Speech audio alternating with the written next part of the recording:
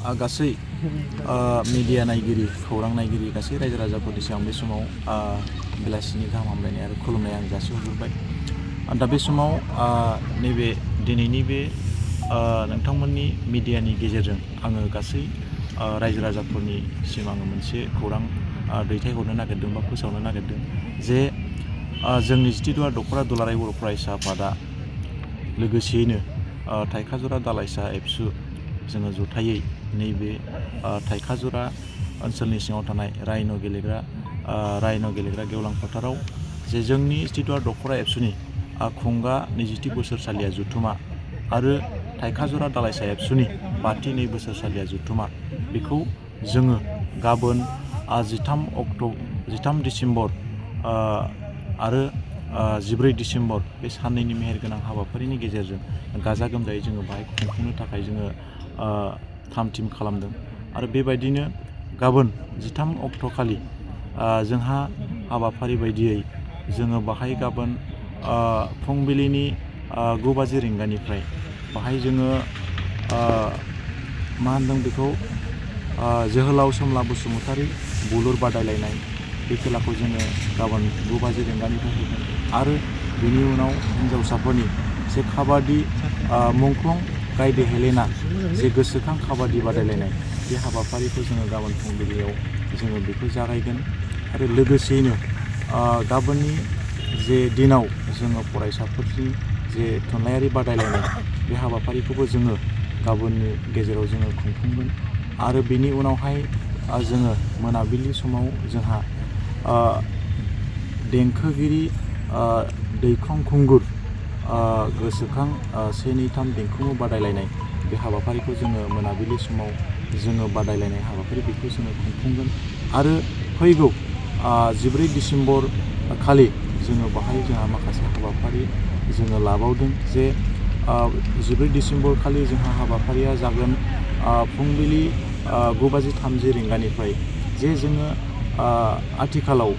जोंनि फरायसाफोरजों माबायदि जोङो परिबेसखौ जोङो लानानै जोंनि फरायसाफोरा सिगां फारसे दावगालांनांगौ बेफोर गासै बाथ्राफोरखौ लानानै फरायसाफोरजों सावरायनाय मोनसे सेमिनार जोङो बाहाय लादों आरो बे हाबाफारियावनो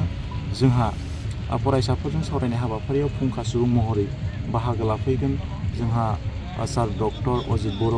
गसाइगाव बिएड कलेजनि बिथाङा आथिखालाव गोरायुं बिथाङा फुंखा सुबुं महरै बाहागो लाफैगोन आरो बेनि अनगायैबो जोंनि ओनसोला जिहेतु गोबां आबाद मावनानै जाग्रा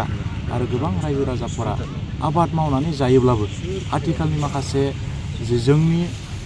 बैगानिक बा आथिखालनि मुगाजों गोरोबनानै जे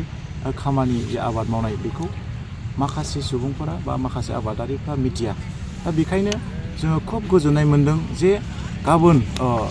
फैगौ 14 डिसेम्बर खालि जे आबादारिफोरजों जे सावरायनाय बाहाय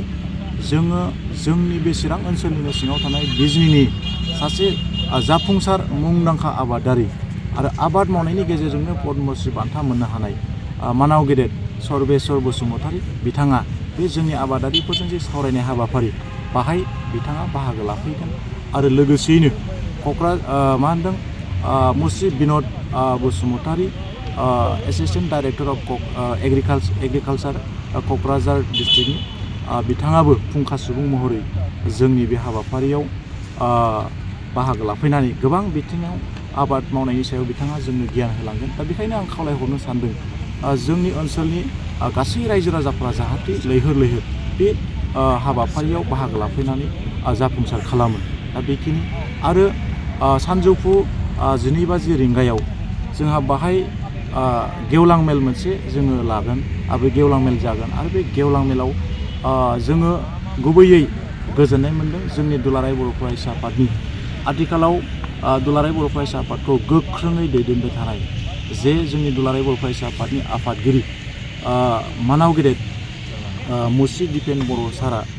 जोंनि बे हाबाफारियाव गाहाय आलासि हिसाबै बाहागो लाफैगोन आरो मेल बेखेवगिरि आलासि हिसाबै चिरां जिल्ला दुलाराय बर' फरायसा आफादनि आफादगिरि मुस्रि दिलीप कुमार बसुमतारी बिथाङा बे हाबाफारियाव जोंजों बाहागो लाफैगोन आरो गोबां गेदेमा बिथांमोनहा जर'खा आलासि हिसाबै बाहागो लाफैगोन माननि आलासि हिसाबै बाहागो लाफैगोन बेखायनो बे ओनसोलनि साफ्रोमबो रायजो राजा नोंथांमोनखौ बे जोंनि जानो गोनां बे गेवलां मेलावबो लैहोर लैहोर फैनानै बाहागो लाफैयो आरो बाहागो लाफैनानै आथिखालाव दुलाराय बर' फरायसा आफादा मा खामानि मावबाय थादों आरो जोंनि माहारिनि थाखाय जोङो थांखि आरो बिथांखिफोरखौ जोङो आथिखालाव अबे दिगजों जोङो लानानै दिनै खामानि मावबाय थादों बेफोर गासै बाथ्राफोरखौ जोंनि दुलाराय बर' फरायसा आफादनि आफादगिरि दिपेन बर' सारनिफ्राय जोङो गासै बाथ्राफोरखौ जोङो मिथिनो हागोन। दा बेखायनो बे हाबाफारियाव जाहाथे गासै रायजो राजाफोरा जोंनि बे हाबाफारियाव लैहोर लैहोर फैनानै बाहागो लाफैयो बेखौनो जितिगुला दख'रा दुलाराय बर' फरायसा आफादनिफ्राय दिनै नैबे खौरांगिरि नैबे मिडियानि गेजेरजों आङो गासै रायजो राजाफोरखौ आपिल खालामहरो रिकुवेस्ट खालामहरो जाहाथे नोंथांमोना जोंनि बे हाबाफारिखौ साननैयावबो मैखोम बाहागो लानानै जाफुंसारहोयो। आरो मोनसे बाथ्राखौ आङो फोरमायहरबावगोन जे जोंहा जोबखालि मोनसे हारिमु मोनाबिलि बेबो थाबावगोन बेवहायबो जों गासै रायजो राजा नोंथांमोना बाहागो लानानै जाफुंसार होयो बेखौनो आङो खेबसेबाव खावलायहरो। गोजोन्थों।